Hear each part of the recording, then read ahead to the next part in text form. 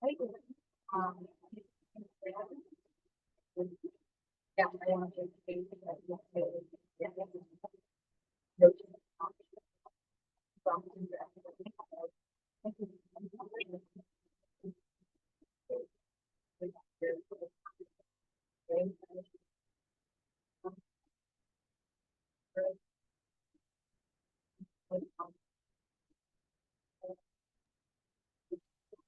Charlie, I apologize. There's your sound is a little garbly. We can hear that you're talking, but we can't quite understand the words you're saying. let me fix my headphones. Okay.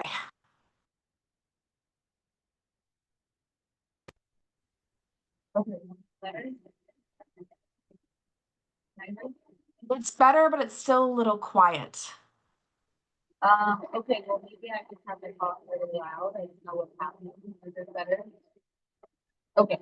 Well, okay.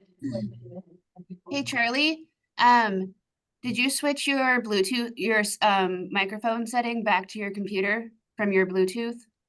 Well, my off. Ah, okay.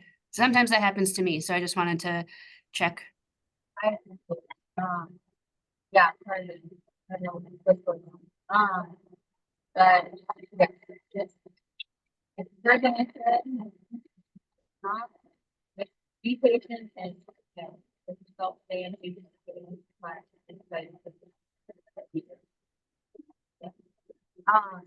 okay, so let's have everything enter their name, pronouns, and speech. And I'm also going to Adam, who will then be the coach and merchant. Adam, if you want to introduce yourself and quick for the people.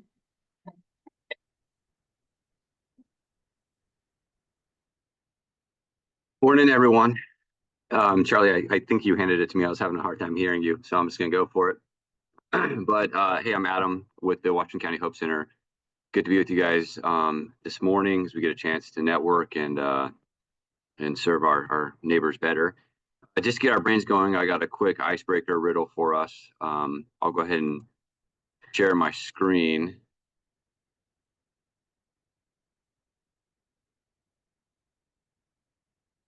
I'll give you a few minutes, and then if you think you know it, put it in the chat.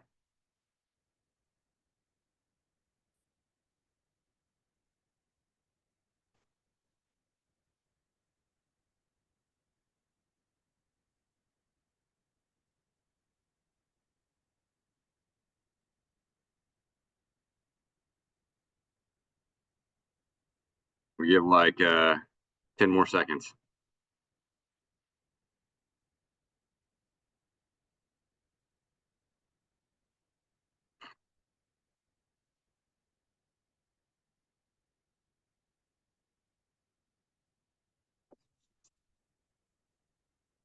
There you go. That was one I learned from my grandpa a lot of years ago.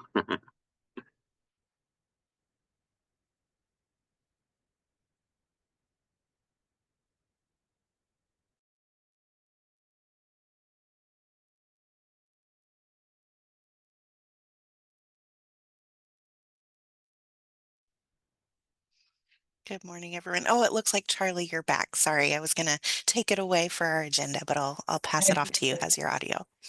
Thank you. Is it better? Sweet. Okay. Cool. We're ready to go.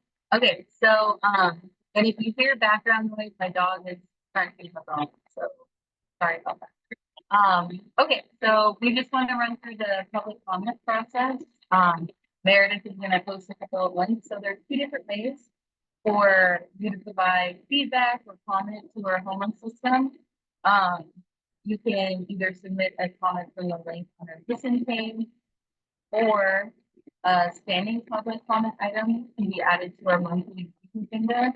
Comments are limited to 2 comments per meeting at the designated time. Each are given 2 minutes. So the chair, me, and the vice chair, Adam, will work with you all during the comment process. To request a comment during the Zoom meeting, you can direct message your request in the Zoom meeting to Lindsay then by 8:45 or include a quick comment, include a quick comment. Oh my brain is fried. Include a quick topic description in the organization you represent. And the first two requests received will be the ones to speak for 2 minutes. Additional comments can be submitted either online or Does anybody have any questions?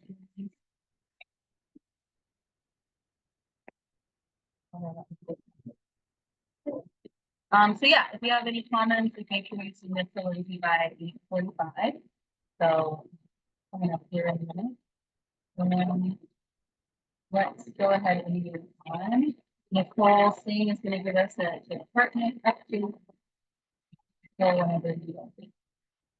Thanks, Charlie. And hey, folks, it's been a while since I've been to HSSN. It's good to see so many familiar names and faces. I have some quick department staffing updates, but before I go there, I just want to acknowledge, Charlie, what maybe you were speaking to behind the scenes. We're all digesting the news from the election yesterday, and just want to put it out there that I know I'm having a hard day. I'm sure others are. And it's a lot to digest. There's a lot of things at the local level and of course the national level as we all take in the news. So just want to give you all that space and that grace for yourself if you need it, if you're having a hard day.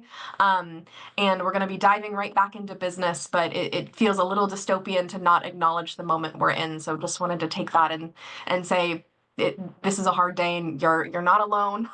you're not crazy. We're all feeling it. So with that, I'm going to do a hard pivot.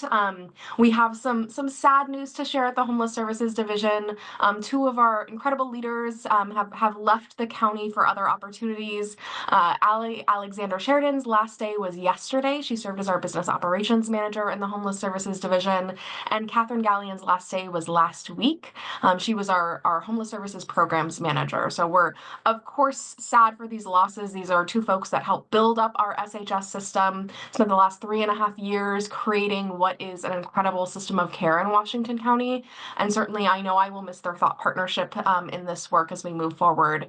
But that does leave two new exciting opportunities in that we are their positions are posted and live. I will put in the chat here the names of the positions, when they close, and the link to apply. If you know folks that are eager to continue this work, to join the government side, and get into the nitty-gritty of making sure our contractors are paid, that we're evaluating our programs, that we are supporting our providers. Those two positions are open now. The first one, the program management position, closes on the 10th, and the business operations position closes on the 17th. So you might have a lot of questions about who to reach out to, what to do. I want to also acknowledge Tracy Downer is on the call. Tracy has accepted a temporary promotion and is supporting our housing programs for the supportive housing services funds in the Homeless Services Division. So many of you know Tracy. She's not a new name. We're grateful to have her stepping over to the homeless services side from our housing services colleagues and joining us in this work. And we'll also send out a list of who you might contact for different questions. So we'll include that in the HSSN Digest. You can look for that. If you aren't sure, you can always email the general line. It's homeless_services@washingtoncountyor.gov. Or reach out to myself or Jess Larson. We'll make sure you get the right people. But just wanted to make sure you all were tracking that news, and also wanted to selfishly ask that you help us get the right folks in these roles and share those positions. If you have any questions, I'm around to answer them. If not, I will yield back to Charlie.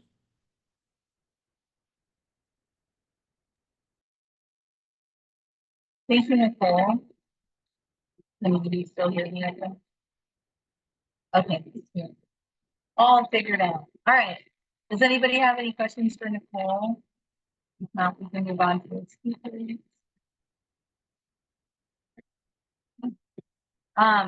Okay, so today we have first off Paul Markle. He's Oregon Metro Regional Capacity Manager, and we're going to hear about case manager certification training. Paul, whenever you're ready, take it away. Awesome. Thank you so much, Charlie. And I just want to build off of what Nicole said. I frankly am really impressed and surprised that there are 54 people on this call this morning. I think that just speaks to the dedication that so many of you bring to your work. And this work is some of the most important work in the entire region. I want to be really clear. The direct service work you all are doing on a daily basis is life-changing. And I'm going to stop there. So I just want to say that if y'all are struggling to be present, please take care of yourselves. I know a lot of you are taking care of your teams. And we'll go from there. I also want to acknowledge that this was scheduled about a month ago, to be clear. So we've had this on the agenda for a little bit. But anyway, I'll dive in. My name's Cole Merkel. I use he, him, and his pronouns. I am the Housing Regional Capacity Manager at Metro, as Charlie acknowledged. And today we are here, and I'll have my team introduce themselves in just a minute. But we're here to talk to y'all about the work that we've been doing to help identify some clearer and easier pathways for training for frontline service workers. I'll say that the origin of this was both I was a direct service worker for a really long time. I spent 9 years working on the front lines. Most of that time I was running the Street Roots vendor program. And it was a huge challenge for me to find useful trainings for myself, for my staff to get folks going. And shortly after I started this position, Nicole gave me a call and she said, "Hey, Metro, y'all are working on regional goals of training and technical assistance. We have folks that are starting out that are having trouble knowing what it looks like to do an OHP enrollment. We have folks who are starting out who haven't done an intake before, and we want to make sure that there's really solid ability for them to get that information. And so that was the origin of this project. So today we're going to talk to y'all about what we're kind of thinking, cooking up, an opportunity for some immediate training starting early in the new year and to help us assess whether or not some trainings are possible. And then the really big goal is to find some time to really work with y'all and understand your needs and understand what work is good with these trainings and what we might need to still refine. So with that, I'm going to ask Justin to introduce himself. Hello, everyone. Thanks for having us. Justin Barrio, he, him, his pronouns. I am the training program manager on the regional capacity team. I will pass it off to Ash. Hi, my name is Ash Elverfeld. I use they, them, and she, her pronouns, and I am on the regional capacity team as a program coordinator. And also, whoever is sharing screen, I'm happy to still run the PowerPoint today too. I can share my screen. Awesome. Awesome. The presentation we were sent was a PDF, so that's what I'm sharing. Oh, you're oh, got it. Cool. Yeah. Yeah. But Ash, if you could share the PowerPoint though, that'd be great. If you have the PowerPoint and if you want to share it with us, that's fine too. That's okay. Okay, awesome. Great. I thought that was one of my Metro team members, so that's why I was so casual about it. Thank you. Yeah. Finn? And I just want to acknowledge it looks like Finn, our other colleague, who's the program assistant on our team, had to step away to do some very important parental duties. So that's who we are. And Ash, if you could go into the next slide. This is just to kind of summarize where and what we're going to be talking about today. As I just outlined. Ash, next slide from here. So I want to acknowledge first and foremost that there's a conversation that's been happening at Metro about the future of supportive housing services. Really, the focus on ensuring that we're extending the life of the program while also elevating and building off the good work you all as providers and Washington County are doing on a daily basis. Metro is a really, really big organization, and this team has not been part of those conversations, so we're not able to go into any of that. Instead, our focus really is, like I said at the beginning, training and technical assistance for our nonprofit service providers. And I want to talk to you all a little bit about just kind of the grounding of what Metro's role is, because it's not infrequent that I get the question of like, what the heck is Metro? We are one of the only elected regional governments in the country. We have a footprint that covers the urban areas of Multnomah, Washington, and Clackamas County, but not the suburban areas. Or I'm sorry, the more rural areas. So if you get out to like Gaston, that's outside the metro boundary. I think we go as far west as Forest Grove. And metro often is comes together when there are things that we as a community can work together better on. So for a really long time, that has been land use, the urban growth boundary. That has been solid waste. That has been some transportation planning. And the Oregon Zoo, the convention center, things that we all love.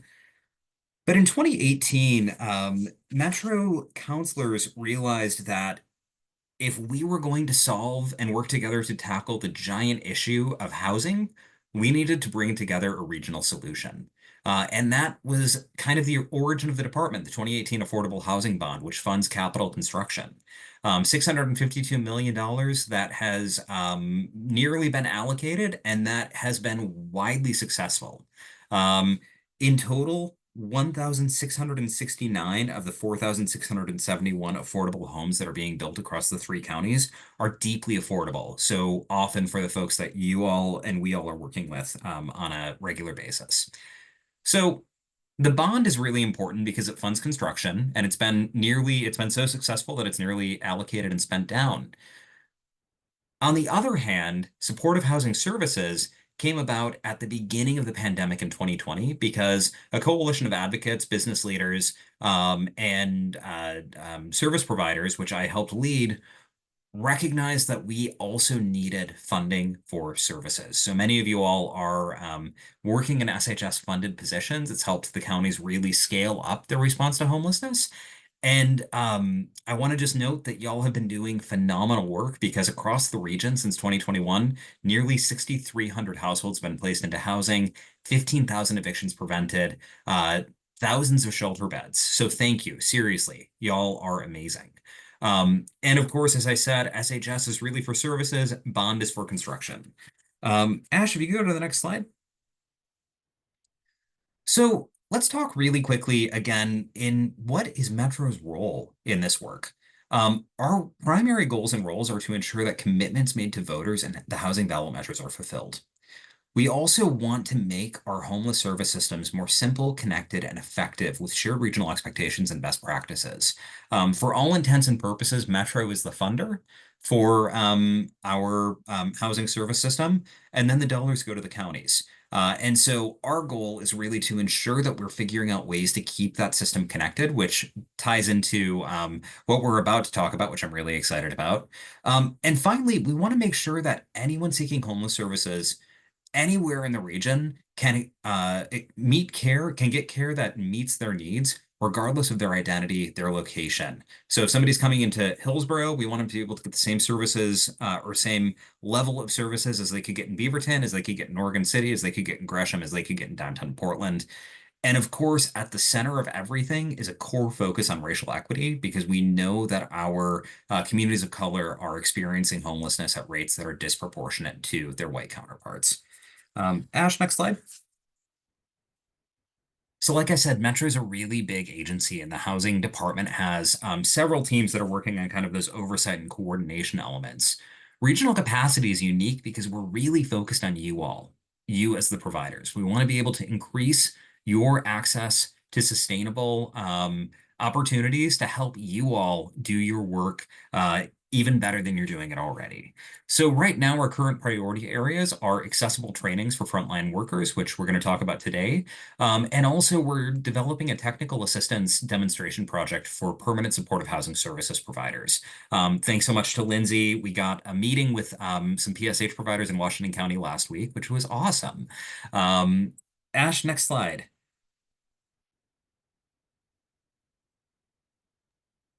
Oh, there you go. I had a little spinning wheel. Yeah, no worries. All right, well now I'm really excited to go into the housing service worker certification. And before we go into it, again, I want to ground us in what this is all about. This is about ensuring that you all, as frontline workers and managers and supervisors, have access to the staff members who have access to the trainings to do their jobs well on day one.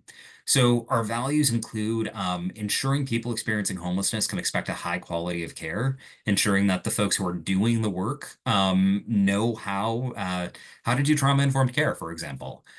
We want to research and identify cost-effective pathways for providers to have access to a well-trained workforce. And we want to develop a core training curriculum that meets the needs of providers.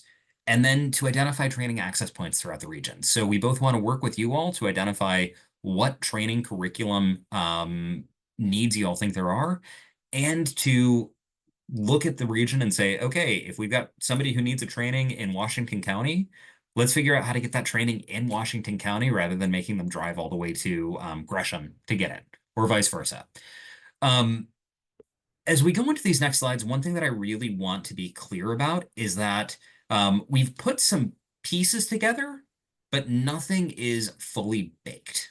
We actually are here today because we very much want to get your perspective, your feedback, and your opinion as we continue to build out what could potentially become a series of course offerings for frontline workers. Ash, if you can go to the next slide.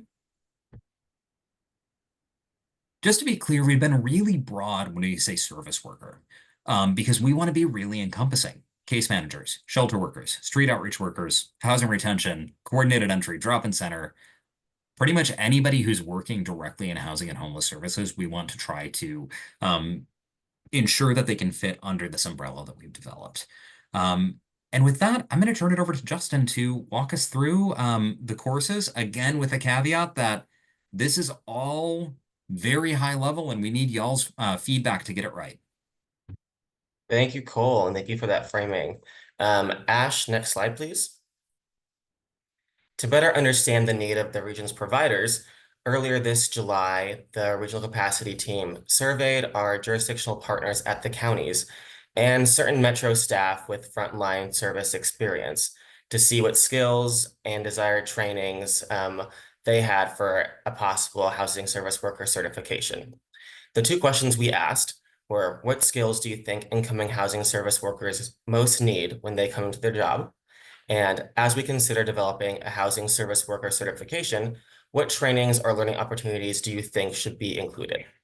From the myriad of responses we received, we correlated them into 5 high-level subject areas that you see here on the screen. Those are substance use recovery and mental health, basics of housing case management, basics of housing system navigation, diversity, equity, and inclusion, trauma-informed care, and self-care. These are the areas we will be getting your feedback on, and it's very important to us, as Cole's mentioned, to get your feedback on these so that we can ensure that the learning outcomes, which are on the next slide, are specific to the needs of the providers in our region. Thank you, Ash. On this slide, you will see some of the learning outcomes associated with each potential course. This is not an exhaustive list of all the learning outcomes, rather a highlighting of the major themes of each potential course. A full list of the learning outcomes will be provided in a follow-up email that I'll be sending out later today. We need your feedback on these learning outcomes to ensure that anything we produce meets your specific needs and that these trainings are tailored to the needs in the region. We are also working to identify where some of these trainings already exist in an effort to help scale them up and make them more accessible to the region as well. Again, honoring what's already existing and building out what's needed to help really create that continuum of training care here we need. And I will pass it back off to Cole. The next slide. Yeah, and I want to just acknowledge that a lot of the credit for the research that we have in this slide goes to our colleague Malia Dieters. Some of y'all may know Malia. Before joining the Metro team, she was working with Zoe over at Community Action on the Coordinated Entry and Community Connect program. So just want to acknowledge Malia's presence, even though she couldn't be with us this morning. So as Justin mentioned, we have developed, again, a high-level framework of courses. And our goal right now is to identify, one, do these exist already anywhere in the region that could be scaled up? And two, if not, what potential pathways could we follow? And so in the research, Malia looked at college programs, so certificates that currently exist, associate's and bachelor's degrees, as well as some non-credit options. As when it comes to non-credit options, there are some options at our local community colleges, including a non-credit training certificate, which would allow a lot of flexibility in developing a new program, and basically let us tailor our services. There wouldn't be college credit affiliated with it. Similarly, Portland State University has the Center for Executive and Professional Development, CEPI. CEPI would be a similar program to an NCTC. It just wouldn't, again, have that very specific college credit. And then, of course, I think a lot of you know continuing education units, and we're considering both CEUs for folks who've been in the field for a little bit and trying to figure out what those might look like, I think in a later iteration of this, but also the initial education units that folks need, which are called ACEs, we've learned recently. And then we're doing a little bit more research as well to see, we've done the post-secondary education. We want to see where the other potential pathways or layers might be. So again, scaling up existing trainings, one question being, are y'all already doing some of these trainings? And what would it take to scale those? Workforce boards. Could they potentially bring all of those trainings together? Could they create a certification, or could they support some of the funding and coordination for a new program? And then peer trainings as well, which we're still starting to get the layers of. Ash, if you go to the next slide, I think this Venn diagram is just kind of a really indicative overview of what we've seen in terms of the post-secondary education courses versus what was asked for. On the left, you can see the housing service worker courses, things like basics to housing navigation and housing case management, benefits navigation, HMIS and other data. On the right, some existing college programs, things that we didn't really identify in the survey because it didn't feel like group counseling was going to be something that folks would be doing from the very beginning. Same with diagnosis and treatment of substance use disorders. In the middle is the overlap. So substance use and recovery, mental health first aid, basics of general case management, etc. And I think the thing that's important about the overlap is if we were to create or pilot a new non-credit program, if those courses already exist at a community college, it would be pretty easy to layer them in. So that's kind of where we're at right now with that research, with a lot more to come.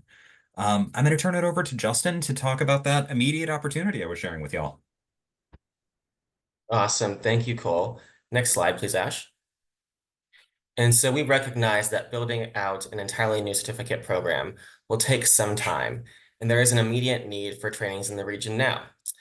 Therefore, while we have been working on the design of a housing service worker certification program, we've also been trying to identify some additional opportunities that we can invest in now immediately to make them available for our frontline service staff.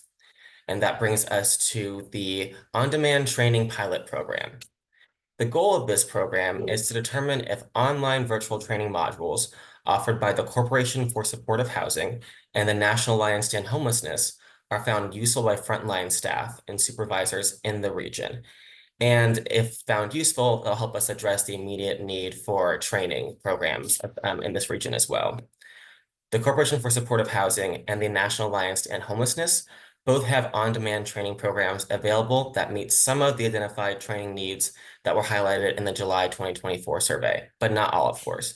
And they are also aligned with some of the supportive housing services guiding principles. This pilot program's goal is to really ascertain how effective these are in meeting the region's specific needs. And so we've identified some courses that we think align well with the survey results. Well, to clarify, we are looking for organizations who are interested in testing the efficacy and applicability of these training programs for the region while we build out the housing service worker certification. So I just want to emphasize that this pilot program is separate from the housing service worker certification, whereas in that certification, you would be enrolled in any curriculum we develop, but this is a separate flagship event here. How to participate in the program. So we'll have 2 staff per agency, both a frontline worker and a supervisor participate per agency, and up to 10 agencies in the pilot program. Each person will take 7 on-demand trainings at their convenience over a 60-day, 2-month period. There'll be a survey that each person completes after each learning module, and a final survey that is completed post-pilot that asks for feedback relating to the whole pilot program itself. This, of course, will help us understand if these trainings are effective or found useful, and inform how we choose to move forward with any future implementation of these regionally. So on the screen, you will see the email for our team at Metro. Please go ahead and send us an email if you are interested in participating. We will have a follow-up email with this email in it highlighted, and a slide deck as well for you all. We can also put the email in the chat, and if you would like to participate or express interest now, feel free to go ahead and put your email in the chat as well. But that takes me to the end of the pilot program, and I'll pass it back to Cole. Yeah, Ash, if you could go to the final slide in this deck. Our goal now is to chat with y'all about what you think. Really get some good reaction. We'd love to understand how a training curriculum like the one we shared would or maybe wouldn't help an agency or your team members that you're working with. The course areas that would be most useful, and if there's a curriculum area that's missing. Finn also just dropped a survey in the chat. We would love for y'all to take some time with that as well. Ash, I'm gonna and yep, thanks, Justin. If anybody's interested, as far as the pilot program goes, please drop your info in the chat, and we'll follow up. Again, it's going to be 10 organizations, so we need to be a little bit judicious, but we'll do our best to get that information soon. Ash, I'm wondering if you can pull the screen down, because I'd love to see everybody's faces. And I think we've got at least a couple of minutes for a chat.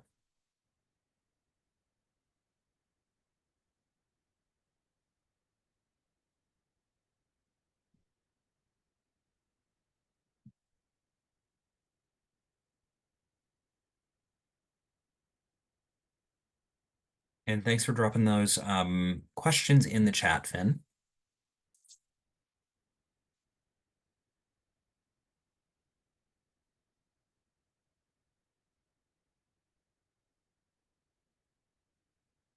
Feedback, questions?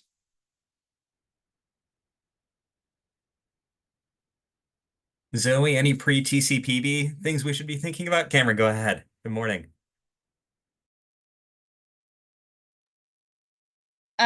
Well, as one of the newest members of TCPB, hey Zoe, and also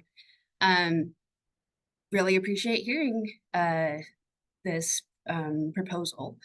And I'm a direct service worker, so I really think about what it was like in the early days, what I knew going into this, and also I've been at this for 2.5 years now, so I've seen other people coming into it and what they need. So the potential courses slide, I think, is the most helpful to kind of, because seeing the like overarching topics, it was like, oh God, again, right? For me, like how many trainings on these topics can I really realistically go to? That feels like I'm getting new information. And so seeing more of the like nuanced topics under those broader headings was like, okay, yep, I see this. Some of these are like, yes, this covers some of the gaps. And again, thinking like back to early days, not necessarily 2.5 years into this with experience. That said, a lot of the on-the-job stuff that took 2.5 years to learn is some of the stuff that I really wish could have been loaded up front. And a lot of that really has to do with some of those financial wellness educations, really helping our people who either, largely don't have any income whatsoever, and then still have financial responsibilities in their housing programs, how to navigate what limited resources there are, as well as helping them learn to budget what little money they start to accumulate and get back into employment and things. I also wish I had that information in the early days of landlord tenant law. Holy crap. Like, I know, like, just the people that are on camera shaking their heads and nodding. I'm like, yes, right? Because I understand that we can't have lawyers give us like all the thing, right? There's all the like, this can't be legal advice and da da da da da. But like, it's literally ORS understanding what that language is and like helping and advocating for our residents, because there's so much predatory housing providers out there who find the loopholes and exploit them and take advantage of housing navigators as well, who are doing their best with what they know, and it's not knowing enough. And so I find the biggest gap comes from having a better understanding of what the laws are, and not fair housing, not discrimination. You know, it's the other side. It's literally like, how do we keep people housed? You know, we have clearly shown in the numbers that we can get them housed, but it's the sustaining them in their housing that I find the biggest gap, that still just doesn't make it to these lists. And it's the on the job that you learn 2.5 years later, that I think if we could front load that, having a real understanding, because we are hiring lived experience people, right? We are hiring people, and building up our workforce from the people that we've helped in these programs. And that doesn't mean that they have a lot of these kind of higher level trainings, and it's great to provide this to them, but also like, let's really build up the workforce in being better housing liaisons, being better advocates for our residents who are finally housed, so that they're not being victimized by their housing providers. So thanks. That's definitely something I needed to get off my chest right away, and I'll be bringing to all the meetings I attend. Thanks, Cameron. Zoe, you had your hand up. Yeah, Cameron pointed, I think, to add a little bit of the law, the Oregon housing laws for housing, as well for those who are coming in new to this work source. I think it's important. And, you know, reasonable accommodations, how you support your participant, writing a letter of reasonable accommodations, which sometimes is so much needed when you barriers to overcome, and those sometimes helps with landlords.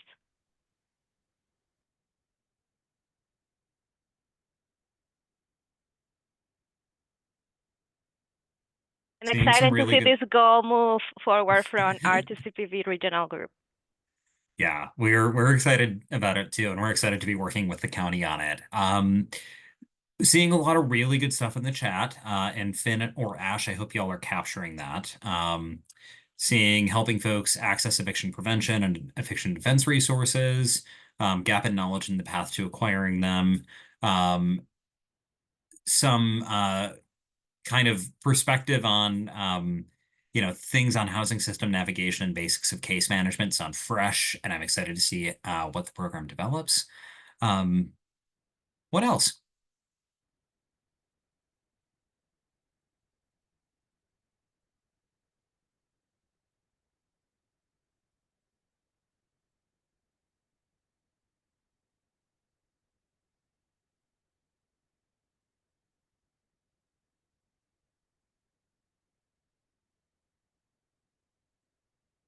Well, I know it is a full agenda and a pretty busy day. So I want to make sure that y'all are I want to make sure that y'all are able to continue moving through your meeting. We would really, really appreciate folks filling out that survey, giving us your honest feedback and reaction. And we'd love to continue keeping the conversation going, because the only way that this program is going to be successful is if our frontline service providers find it successful. So we really want to make sure that we are engaging and keeping that conversation going.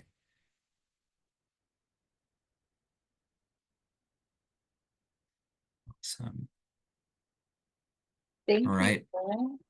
Yeah, thank you. And I think our team's gonna log off, but everybody have a great rest of your day.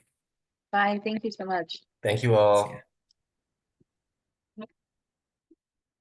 Awesome.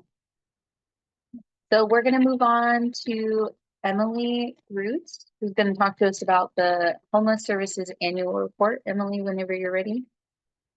Go for it.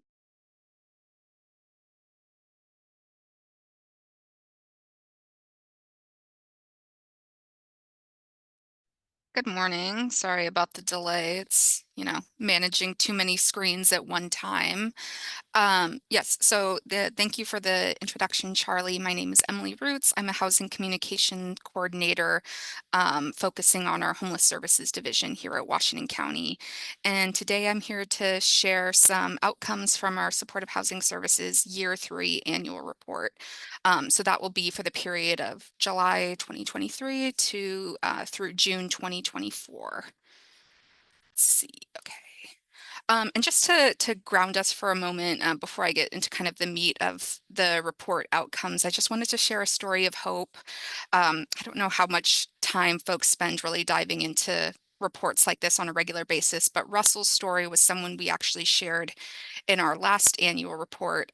He had recently moved into shelter after bouncing around different encampments in Washington County for quite some time. And then in the spring, he actually moved into permanent housing with a regional long-term rent assistance voucher. So a really great update from him, and I think indicative of the just all the different people we serve and how that housing continuum can really help folks get into permanent housing and find stability. So here are just a few highlights from the annual report. First, I just want to share, we allocated 100% of the SHS budget. I think there's been a narrative in the media that SHS dollars are being really underspent. I've heard that time and time again in my role as the communications coordinator, and I think it's something that other counties have experienced as well. And so I think it's really important to spread the message that we are using SHS dollars in partnership with all of our tremendous service providers, and they are such a needed resource in our community. And with that, we were able to serve over 10,000 people with SHS funded services last year alone. So that includes people who are in shelter, people who were moved into long-term or medium-term housing with rent assistance, case management, folks who connected with an outreach worker or housing liaison. It's really having a pretty profound impact in our community. And I'm excited to see these milestones as we complete year 3 of the program. And I feel like I don't really have to tell this group just how much growth there's been in the last 3 years, because I know you all have been on the front lines.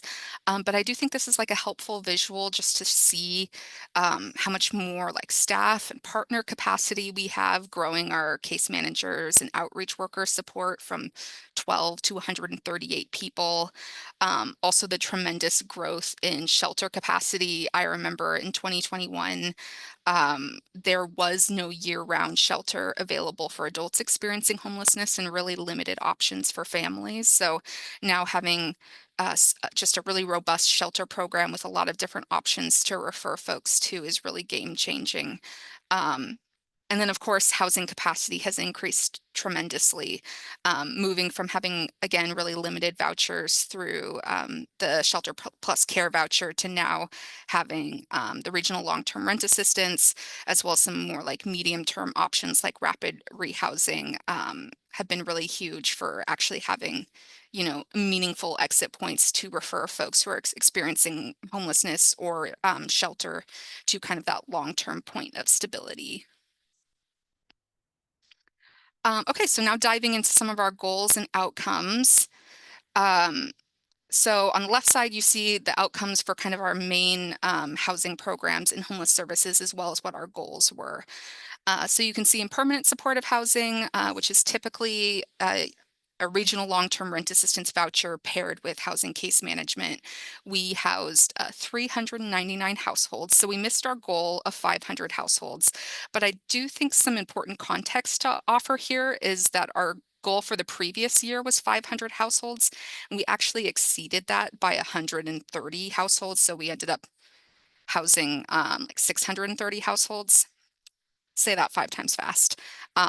Anyway, my point is that we housed more folks the previous year, right at the end of that fourth quarter. And so we didn't really take that into account when we were doing our goal setting for this last year. And so I think that might have impacted that particular outcome. Then looking at rapid rehousing, we housed 241 households. Our goal was 300, so we're coming up a little bit short there.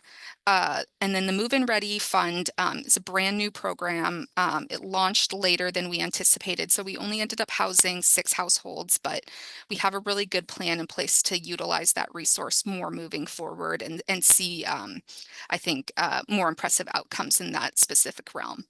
And then eviction prevention has been tremendously successful. So we housed over 1,500 households, tripling our initial goal.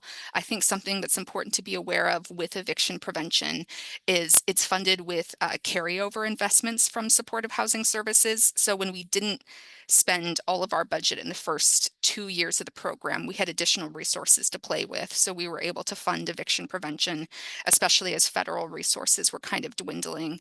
That flexibility is coming to an end, which is so unfortunate. And that's where I think we really need to advocate for other resources in that realm as well. So eviction prevention is likely going to end at the end of this fiscal year. And then let's see, and then our last goal is around shelter creation. So we created 90 units of new shelter, and that was really thanks to our pod shelter program that gave us a lot of flexibility and the ability to kind of quickly open up temporary shelter locations. So we exceeded our goal of creating 60 units. And just a little bit more details about the population we serve. We have been so lucky to be able to partner with culturally specific providers, and that is really leading to an increased reach for Latina households in particular. I always struggle how to frame this exactly, but basically we are serving more Latina households than experience poverty in Washington County. So the goal there by disproportionately serving Latina households, and we also saw this outcome with Black households as well, is by disproportionately serving those communities, we can kind of start to alleviate some of those historic barriers to housing access and things like that. So that's an outcome we're really proud to share. As I mentioned before, eviction prevention has been really effective, and especially effective in reaching diverse populations. We kind of divvy the people we serve in SHS into either population A, which is folks who have been chronically homeless with a disability, and then population B, which is more like episodically homeless on a shorter term basis. And what we oftentimes find is that our population B programs, like eviction prevention, like rapid rehousing, are more successful in reaching diverse populations. So it's very much like a balancing point for us of how much do we prioritize serving communities of color, how much do we prioritize serving population A, which is a stipulation of the SHS measure overall. So, kind of just a balancing point to be aware of. Let's see. And then the last thing I want to highlight from this slide is that what we're consistently seeing in the data is more improvements are needed to better serve the Asian and Native population. We recently hired a racial equity coordinator. He's really looking forward to diving deeper into that work and kind of moving forward with those connections. And again, what we're seeing is that those populations are more successfully served by both rapid rehousing and eviction prevention. So we're kind of the missing links where we can connect them with other programs as well. And just for this group, I also wanted to briefly kind of provide an overview of shelter and outreach. It's something that I think is of interest in our community and is also a real point of pride that we have increased our shelter capacity so much. So I mentioned the pod shelters that have allowed us to really grow our shelter capacity in a short amount of time. And some kind of next up exciting milestones is we're getting ready to open the Beaverton year-round shelter. That's anticipated to open in December, and that is a congregate shelter, but I really hope all of you have the chance to stop by and take a look, because it's a congregate shelter like I've never seen before. Just the facilities are incredible, really trauma informed, and I'm just so excited to see that one open. Other kind of things in the pipeline, the Just Compassion Resource Center is opening in the spring, and that will be both an access center and a congregate shelter location. And we have needed more dedicated access center capacity, so I'm really looking forward to that. And then finally, we're exploring additional pod shelter sites, and just always on the hunt for what's a location where we could move those pod shelters, since they are, one of their advantages is we can kind of transport them as needed. Here's our shelter system as a whole. Not going to spend a whole lot of time here, but it gives you kind of an idea of where shelters are sort of dispersed throughout the county. And in the same breath, this is sort of how our outreach is broken up across the county, and where our access centers are located. So you have Forest Grove, that's served by the Forest Grove Foundation. You have Project Homeless Connect and Open Door, or wait, no, sorry, I mixed that up. Project Homeless Connect is the yellowish, and I believe Open Door is the purple. And then we have Greater Good Northwest serving the Beaverton area, New Narrative more up here, and Just Compassion serving the Tigard area. And we also have some population-specific outreach providers, so Home Plate serving youth, and IRCO serving immigrants and refugees.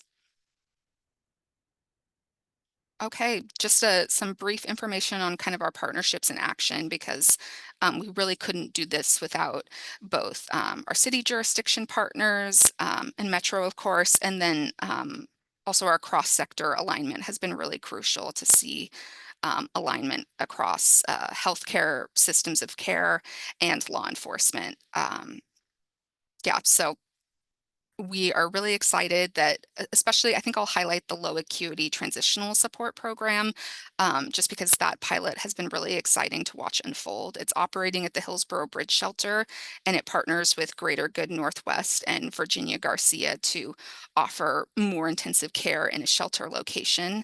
And yeah, it's still in the early stages. We're kind of exploring ways to kind of expand that funding on a more permanent basis, but I think is just really critical in highlighting the integration between healthcare and housing work. And then, of course, our provider partnerships and capacity building. Many of you are in the room now, virtual room, and we couldn't do it without you. We have 24 service providers. We're seeing a high rate of staff with lived experience, as well as higher rates of staff that identify as Black, Indigenous, Latinx, or other persons of color compared to the general population. Annual salaries are ranging between $50,000 and $60,000, which is also stipulated in our contracts. And I know Lindsay is also in the room, has done a lot of work with our Housing Careers program. Just like a little smidgen here, they met the goal of enrolling 45 participants in that program, 42 completed it. And I'm excited to see how it evolves in year 4. Also, just quickly highlighting our advisory bodies. We have the Homeless Solutions Advisory Council, who's also been very active in this space.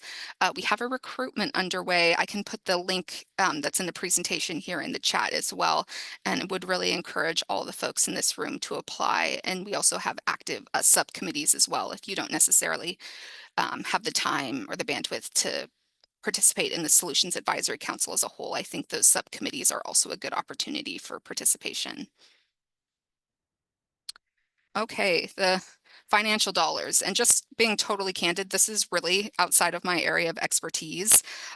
If you all have questions on this aspect, feel free to put them in the chat, and I can also follow up if I'm not able to answer the specifics here.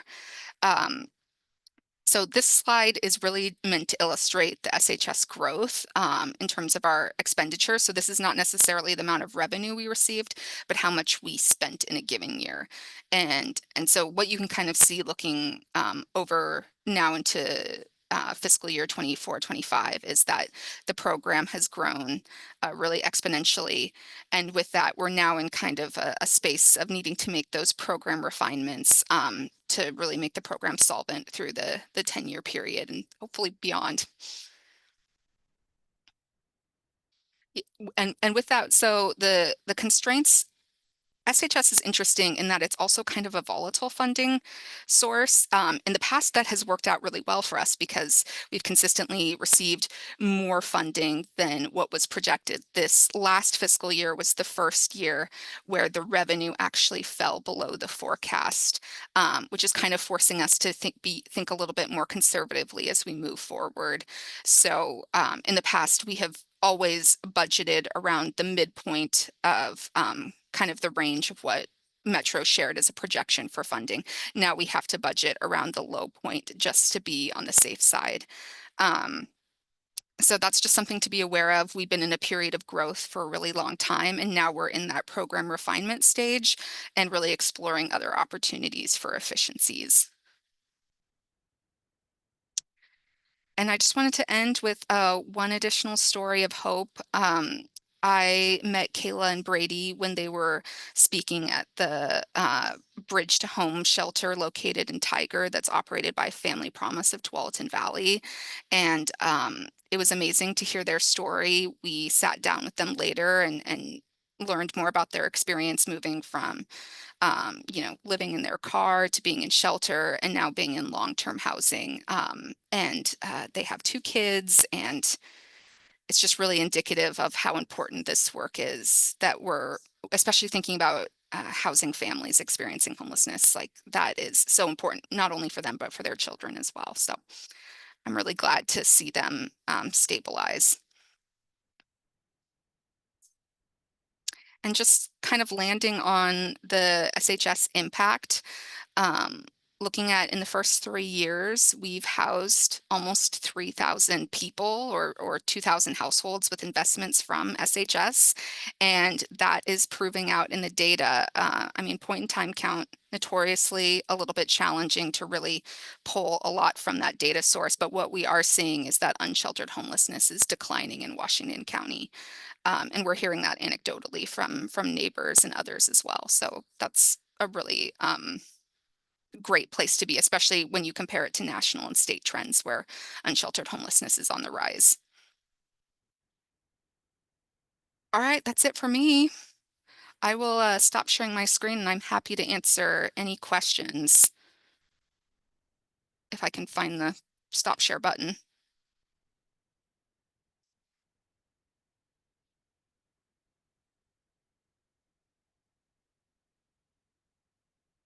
Emily, there's a question in the chat from Amber asking if you could share more about the Move-In Ready program. Maybe not me specifically. My understanding is the Move-In Ready program is a short-term assistance. I see Lindsay nodding. You can see me losing confidence. Basically for folks who are like kind of on the cusp and are able to get into housing and stabilize quickly, as opposed to more of like a long-term resource like ARLA, or even like a medium-term resource like rapid rehousing. And any other Washington County folks who are on the line who would like to add additional clarity, feel free to jump in.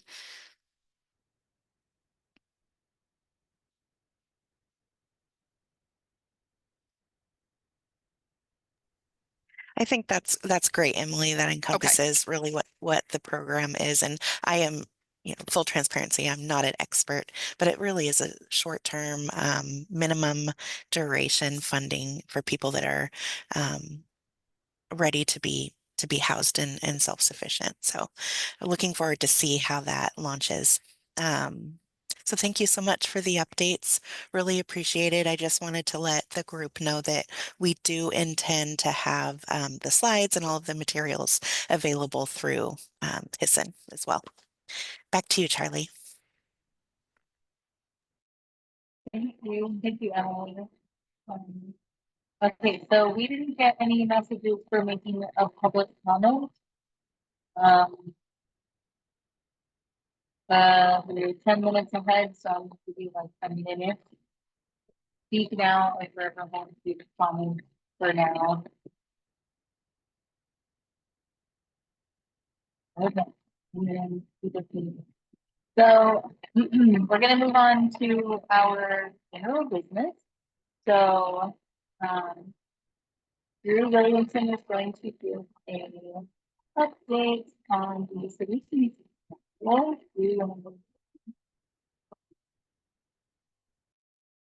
Thanks, Charlie. So yeah, I'll be providing an update for our Solutions Council. Our last few meetings really have been centered around updates from Jess Larson and the Housing Department regarding their department's plans for course correcting, for some over budgeting based on over projections, all that stuff that Emily just laid out really well for us. So we've been talking a lot about that. I think kind of our past 3 meetings have been really focused on that. Aside from that, in October, we heard from the county regarding their plans to find a new vendor to provide technical support for our homeless management information system, so HMIS. It's just clear that our current vendor is not really meeting the technical needs of the system that we've built, and so the county understands that there's better options out there, so they are starting the process to find an alternative vendor that can better meet our technical needs. So we heard about that. We also heard about the county's plan regarding their work on the HUD consolidated plan. They shared some preliminary findings from community engagement and needs and market analysis, and proposed some housing and community development goals and priorities for the coming years. And again, just another shout out, as Emily mentioned, the Solutions Council is in a recruitment phase. And so if anybody is interested in applying for that, I put the link for that in the chat. And our next meeting is November 21st. That is our update. thank you, Drew. We are going to start with Nadia. Can you give us an update for the work experience? Hi, yes. So I am doing the subcommittee updates related to Solutions Council. So we had the performance evaluation subcommittee, which discussed the ESG and what we call like shelter long stayers. We plan to continue that conversation this month in the November meeting. I'm just going to post here the link to our page that has Solutions Council information, but also the subcommittee information. So usually we post the agendas, the meeting materials, the recordings of the video of the meetings that we do. So if anyone wants to catch up on like specifics, you can do so there. Equitable procurement met as well. And in doing so, basically went over the COC ratings for the NOFO that had come out. So again, that's all up on the site if anyone is interested. And then lived experience met. So lived experience, we are a little bit more protective of the privacy of the individuals who are involved, and we don't record those meetings, but the meeting that we had this time was around coordinated entry, and it was done with it was facilitated with Homebase, and so there will be more that we can publish on it in terms of like our meeting notes and that, and the feedback that we received that was really great. And then I think I think that's all of them. Sorry, there's like several subcommittees. And then we are, if there are folks that, as Emily mentioned, who are interested in either Solutions Council, like Drew said, or subcommittees, like Emily said, please just email me, and I can send you more information about, applying for Solutions Council or the subcommittees. Thank you, Nadia. Last one, we're gonna hear from Michael McLeod on Access Center Beaver. Michael.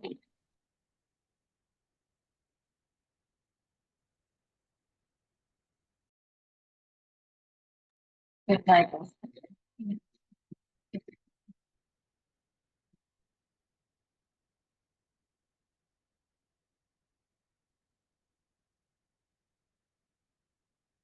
I don't think I see his name.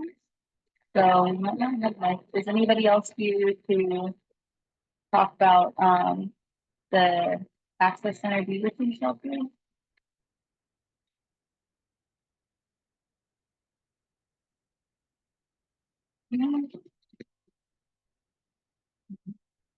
Might move it along to Lindsay for announcements.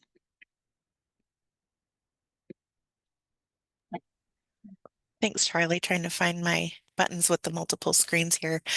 We are well ahead of schedule in our agenda today. So I'm just really going to encourage folks to share about the work and maybe events or happenings that are happening at your agency level. To kick us off, I like to share every month with this group that we do host our monthly learning communities, and that's held the second Wednesday of every month. If you are interested in receiving regular updates about that, please let me know. For next Wednesday, it's held at the Washington Street Conference Center, and we're actually going to be hearing and getting some training from DVRC and the Family Justice Center like we had hoped to in this meeting last month. So if you missed that and you really wanted to get an opportunity to learn more, next week at 10 a.m. is a good time to do that. So I'll kick it off just to the group at large and really hopeful that you all will either unmute or share in the chat any updates or announcements.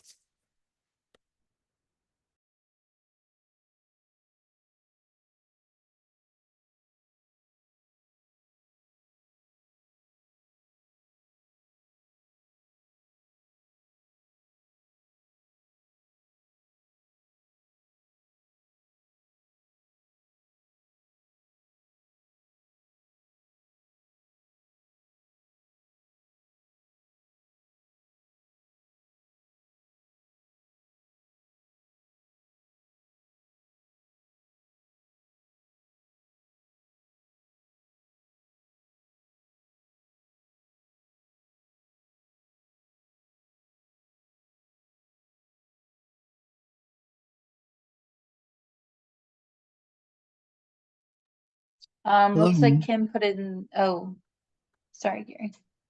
Sorry. Yeah, I'm just going to announce that the Veterans Stand Down here is coming up November 15th. There at Sunrise Church, 10 to 2. And that's an amazing event for all veterans, specifically for homeless veterans, just for resources, but for any veteran probably that wants to go learn about different resources and connections. It's an amazing event. So 10 to 2, November 15th at Sunrise Church. Thank you. Awesome.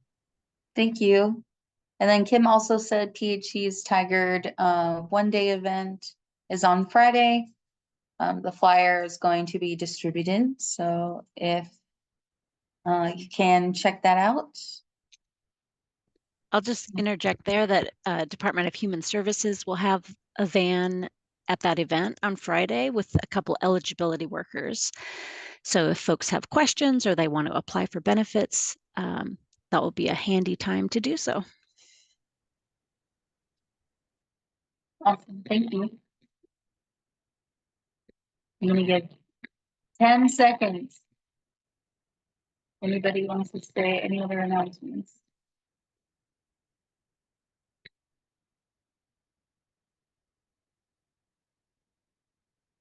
Well, I am more than happy to give everybody back their time. Last 20 minutes of the meeting. Thank you so much for being here and participating. And yeah, I hope you take care of yourselves and lean on your community today. So, and every day, but maybe especially today.